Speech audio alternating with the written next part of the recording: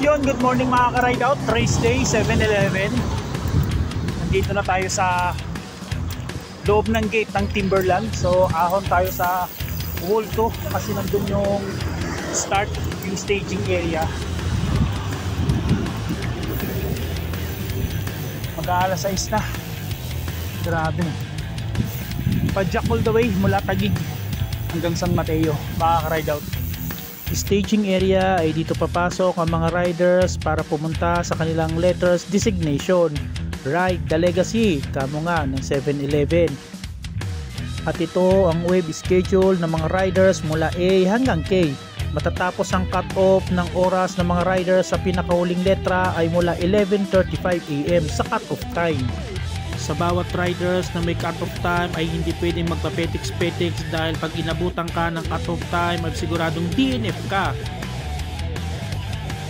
Sa loob ng trail ay may pagpipilian ng mga riders line A or line B dahil ang line A ay technical at ang line B ay tama lang at rolling.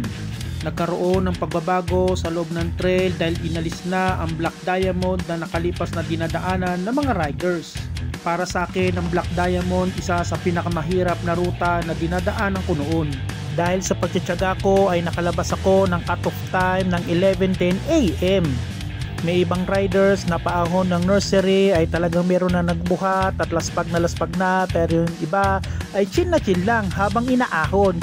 Yung iba naman ay gusto na ring magpahinga sa sobrang pagod. Meron ding ibang natanggalan ng kadena at meron din namang natanggalan ng swelas ng sapatos. Pero dito ka mapapabilib sa rider na ito dahil isa lang ang kamay na ginagamit niya at pinapakilala ko sa inyo si Mr. Salvador Rapizo Jr.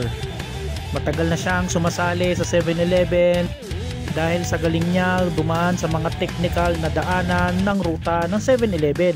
Maraming salamat din po sa mga medics na nagbantay sa mga riders at lalong-lalo na sa ating kapulisan. Dahil sa determinasyon kong makatapos ay nakarating agad ako sa finish line at sulit na sulit talaga ang pagod.